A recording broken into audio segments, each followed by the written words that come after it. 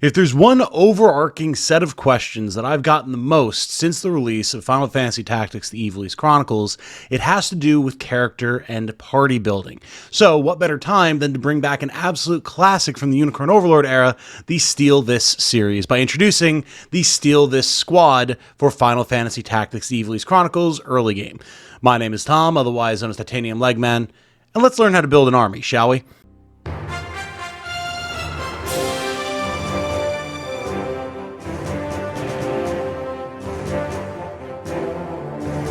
Hello everyone, if you enjoy what I do, including various overviews of how to build units and characters and classes and jobs and armies and squads and all sorts of other fun things in turn-based strategy titles such as Final Fantasy Tactics, then a like on this video and a subscription to the channel would be very much appreciated. Thank you so much. And as always, thank you to all of my channel supporters, new and old, who have been with me for so many years now. All of their names will be scrolling by at the end of this video. And if you would like to join that illustrious list and help keep this channel going, you can find links to do so in the description.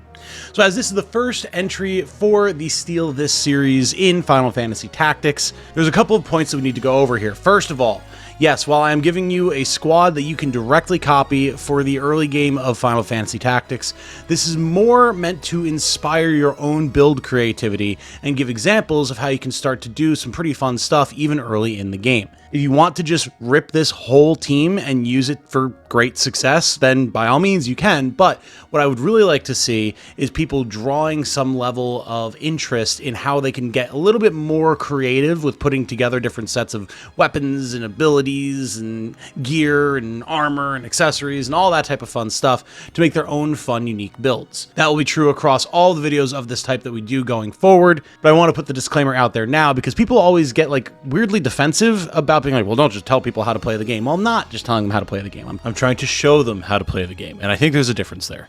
Second of all, yes, I'll be upfront about this. I am using my Chapter 4 team as a base for this just because I have the most skills and abilities unlocked. However, with the way that unit leveling and equipment work in Final Fantasy Tactics, it's pretty much a moot point. You can get to whatever level you want in whatever chapter you want. There will be people who are level 99 playing Chapter 1. There will be people who are level 39 like Ramza here is at Chapter 1. Like, doesn't really matter. What dictates more of what your combat capability is what gear that you have and what abilities that you have. That's how you can take level 1 squires into Chapter 4, and they're a little delicate, but as long as you have good gear on them and take a little bit of care of them, they can fight with the best of them.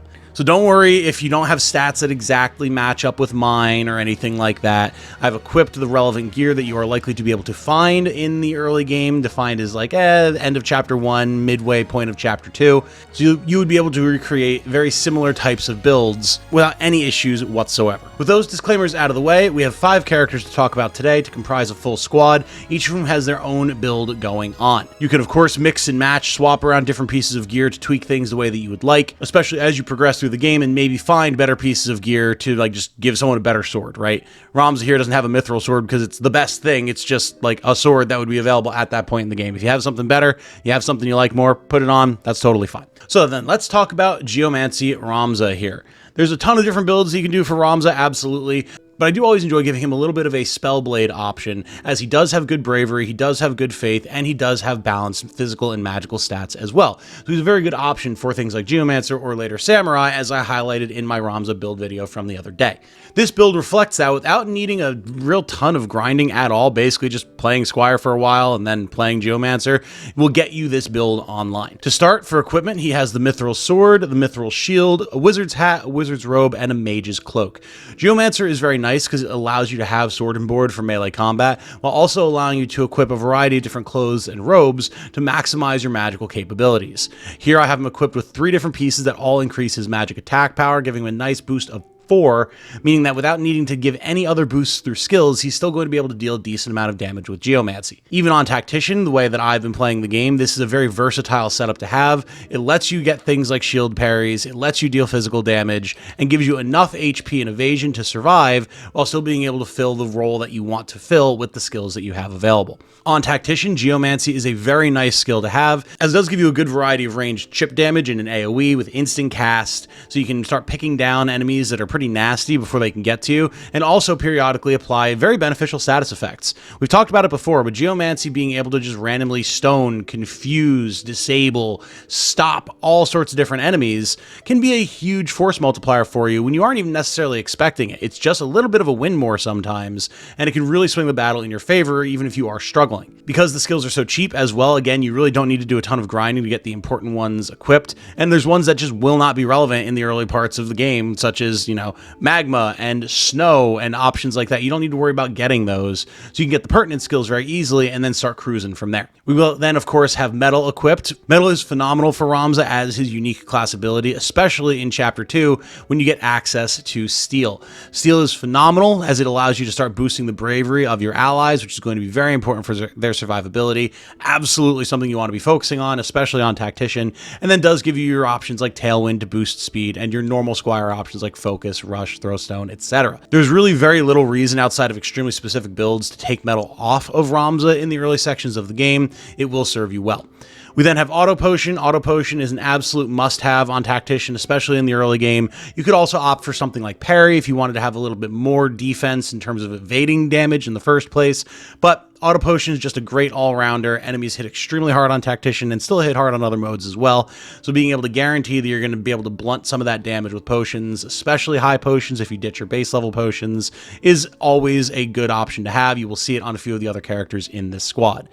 We then have Attack Boost, which comes directly off of Geomancer. This is nice as we already have a good amount of magic damage, as we discussed, but now with Attack Boost, your physical attacks will also be quite powerful as well, meaning that no matter what situation Ramza is in, he is going to be able to deal good damage. And then, of course, we have Movement +1. We don't have any boots equipped in this setup. Geomancer does have a base 4 move, but 5 is a good breakpoint for being able to really maneuver around the battlefield and maneuver around enemies. So being able to get that little boost is nice.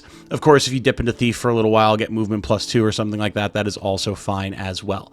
That is Geomancy Ramza. It's a very solid contender. I'm happy to see that it does still hold up in Tactician as well, especially because there is more of a focus on disabling enemies, especially in the early game. So this is a phenomenal option for you. Moving on, we have Rhea the Monk, and Monk is always a strong option, but this is a little bit more of a defensive option due to the fact that enemies do hit so much harder on Tactician. That's always one of the weaknesses of Monk, especially in the early game before their high HP growth really is able to kick in. So being able to fortify that a little bit using heavier armor is nice. We have a golden helm and golden armor, as mentioned. There's a lot of different pieces of plate armor that you'll be able to get in the early game. That'll make your monk more defensive and will be very useful before you start to unlock a lot of the really powerful clothes items, especially considering that normally you can't equip headpieces with monks unless it's like a beret or a ribbon or something of that kind. It's a good way to get a nice HP boost going on.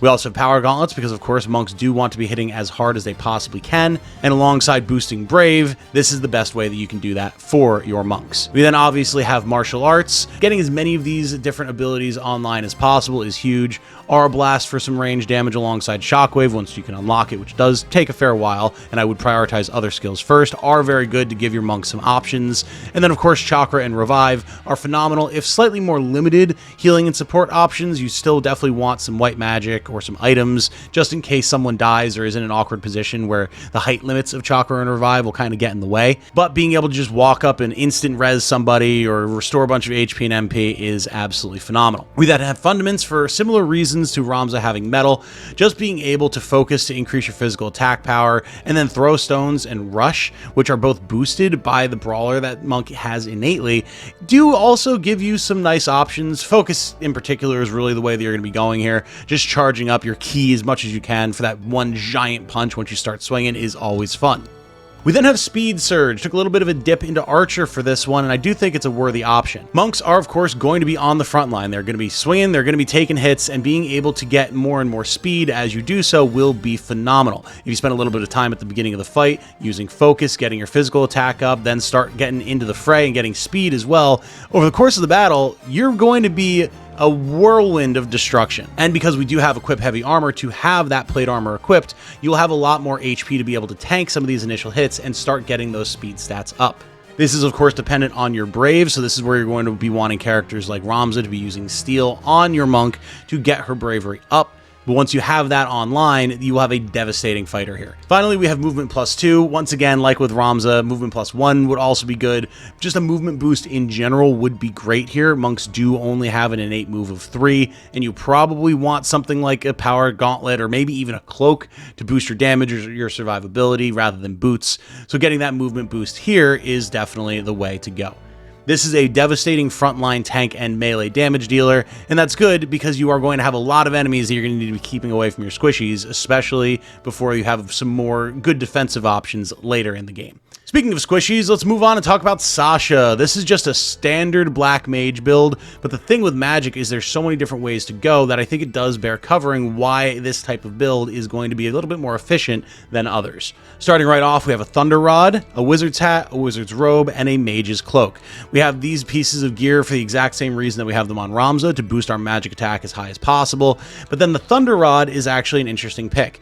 Early in the game, you basically have 4 different rods that you could equip, other than, the basic rod that you want to get rid of as soon as you possibly can. Thunder Rod, Fire Rod, Blizzard Rod, and Poison Rod. The Poison Rod is an interesting choice if you want to try to walk up and whap things with it to be able to put poison on it, but not really the position that you want to be in, especially on Tactician. So instead, you want to choose one of the elemental rods to lean your Black Mage towards. As you can see here from the description, a rod imbued with the power of thunder, when attacking, has a chance of casting thunder, and the equipment effect boosts lightning. Since we're trying to avoid an overt amount of grinding, you're going to want to be able to put the maximum amount of JP into a particular school of magic. For this Black Mage, that would of course be Thunder Magic, and the reason I choose Thunder Magic is it's the most universally applicable in the early game. There's nothing that resists it, and there's a lot of rain on various different maps, which will also boost the damage of Thunder Magic, as opposed to Blizzard, which requires you to be in snowy environments, which, as we've discussed with Ramza, you will not be in the early game, except for one final battle in Chapter 1, which,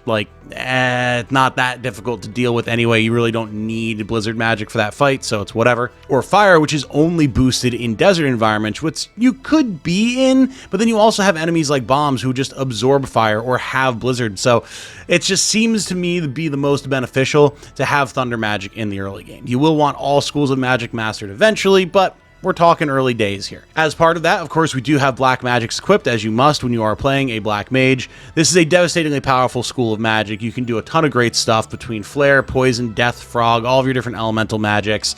Black Mages are a mainstay for the entire game for a reason. To accompany this, we have Time Magic, and really in the early game, all you need is haste. If you get some other stuff online, by all means, like Slow can be very good to kind of neutralize enemies a little bit. Immobilize is the same. And the good thing about the really powerful early game utility magic for Time Magic is that the JP costs are pretty low. So you can dip into it for a very short amount of time and pick up the couple of skills that you need to complement your Black Magic. Most of the time, you do want to just be nuking stuff, but at the beginning of the battle, maybe being able to get your entire team hasted, or maybe being able to immobilize a cheeky knight that's parrying and blocking and just generally being a nuisance is very, very handy.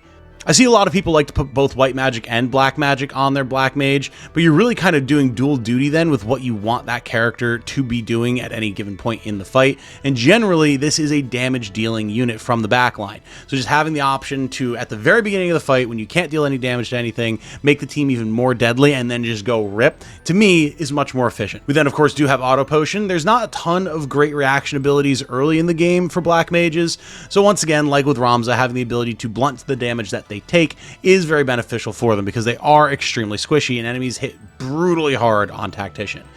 We then do have Magic Boost. This might take you a little while to unlock if you're also really trying to lean into the higher levels of the spell class that you've chosen for your Black Mage, but once you can get it, it is just so nice.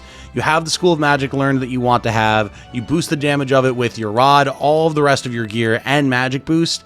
You will be horrified at how much damage your Black Mages are going to deal. And then once again, we have movement +1.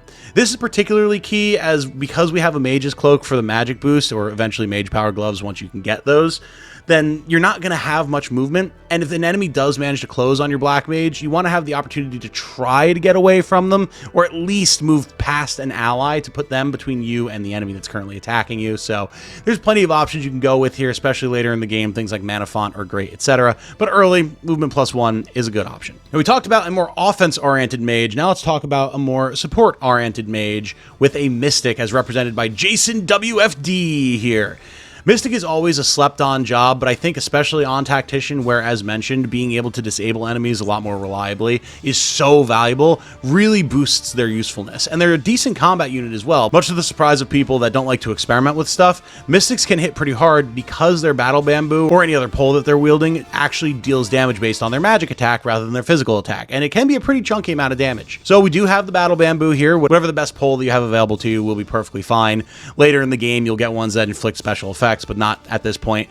And then the standard array of Wizard's Hat, Wizard's Robe, and Mage's Cloak. This is really going to be the setup that you want on pretty much any mage at the point of the game that we're talking about here, unless for some reason you really need a little bit of extra HP or specific MP or something along those lines. Where things get interesting is where we get into our abilities. The reaction, support, and movement abilities are going to be identical to our black mages. Again, you don't have a ton of great options for mages in the early game, but this is a very strong setup for pretty much anyone that you could use. What changes is with our mystic arts and our white magics. Mystic arts are great because they have a huge array of different status effects that you're going to be able to put on the enemy. Things like Umbra, not so great, but Empowerment and Invigoration to be able to drain HP and MP and give them to your Mystic is a ton of fun.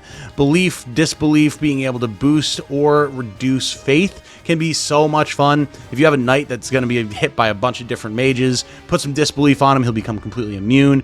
Or at the start of the fight, cast Belief on your Black Mage and watch her absolutely tear house. It's a ton of fun. Then you have other fun options like Corruption, being able to turn enemies undead so you can just instantly down them with Phoenix Downs. Fervor to berserk distant units like a Mage so it can only run up and try and hit you with its staff.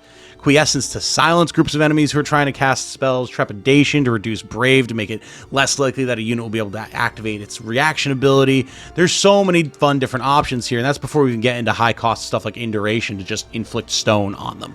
Mystic is a very, very useful job, and with its ability to deal damage in melee, these are very nice options to have for support. Leading into that, we do have white magics as well.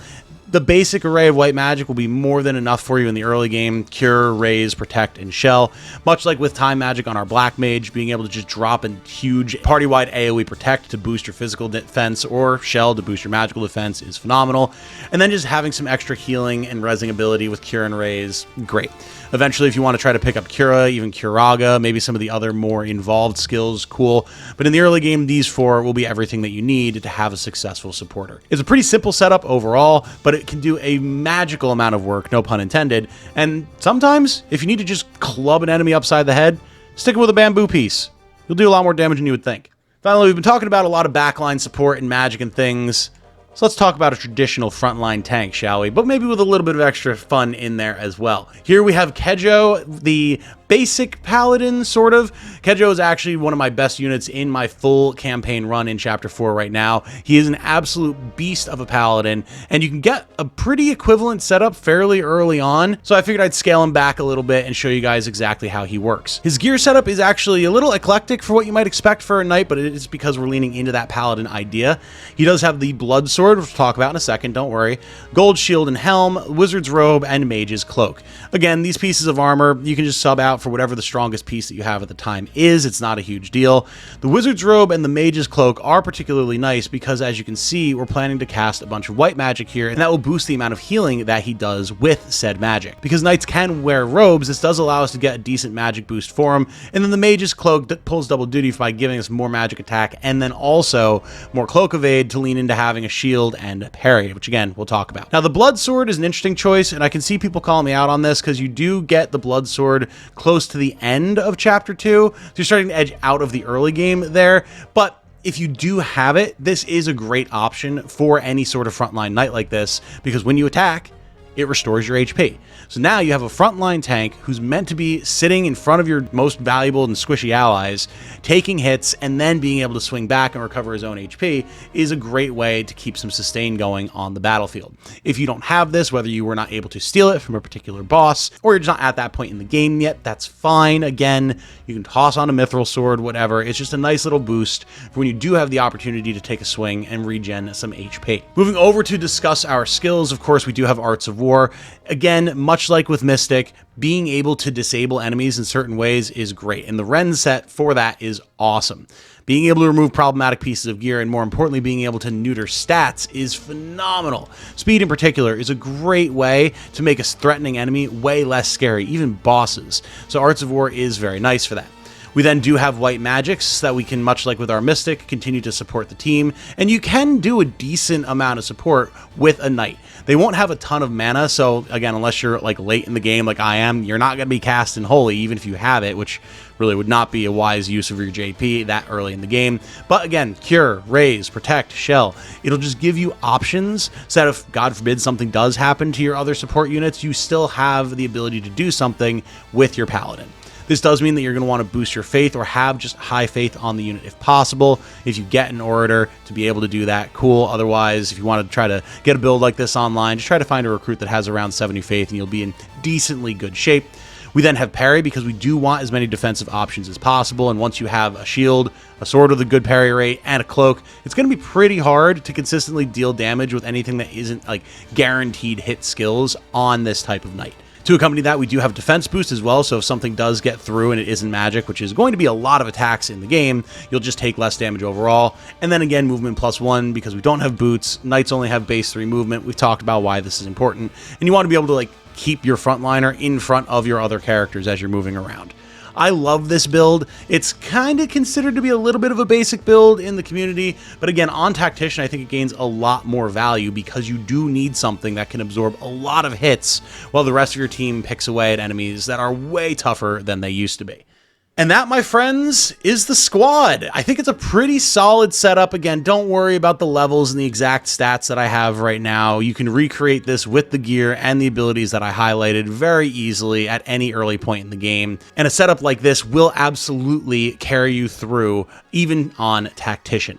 You'll note that we have a pretty common setup here. We have 3 primary frontliners with our Paladin, our Monk, and our Geomancer. Again, it's a Knight, but I call it a Paladin because, you know, Knight and white magic, whatever, you get it. So you'll have 3 people on the front line taking hits, swinging in melee, throwing out some other abilities, and then 2 backliners with a primary damage dealer and a primary support. This type of general setup is what you'll find yourself falling into a lot. It is certainly not the only viable type of party by any means, but if you're looking for either just some inspiration for a new type of squad to use, or maybe you're new or returning and have not played in a long time, and want a little bit of a refresher on what would be a good all-around team setup, you could certainly do worse than this. If you in particular have different types of parties that you really enjoy using, or different types of character setups that are viable in the early game without a ton of grinding, then do please chat it up in the comments down below. Give some people some inspiration, share some ideas. There's been a lot of good chatter on my videos about how people like to play the game, people sharing those types of ideas, and I would certainly like to see even more of that on videos like this. If you have any particular team comps or any particular types of characters or classes or anything of the like that you'd like to see me cover, do let me know that there as well. I plan to put out videos of this type either for just creative thematic builds or for different sections of the game, much like this one, to continue to give people some ideas as they progress forward. That said though, I'm going to begin wrapping this one up here. My name has been Tom, otherwise known as Titanium Legman. Once again, thank you to all of my channel supporters. You can see their names scrolling by on the right-hand side of the screen right now, probably over some combat footage or something with this team just for while we're chatting. Thank you all so much for all that continued support and the outwelling of support that there's been recently with the release of Tactics. My God, you guys have been absolutely insane. So thank you all so much. And until the next time, I hope you all have a good night. Stay safe and healthy out there, y'all. And remember, be good to each other. Bye now.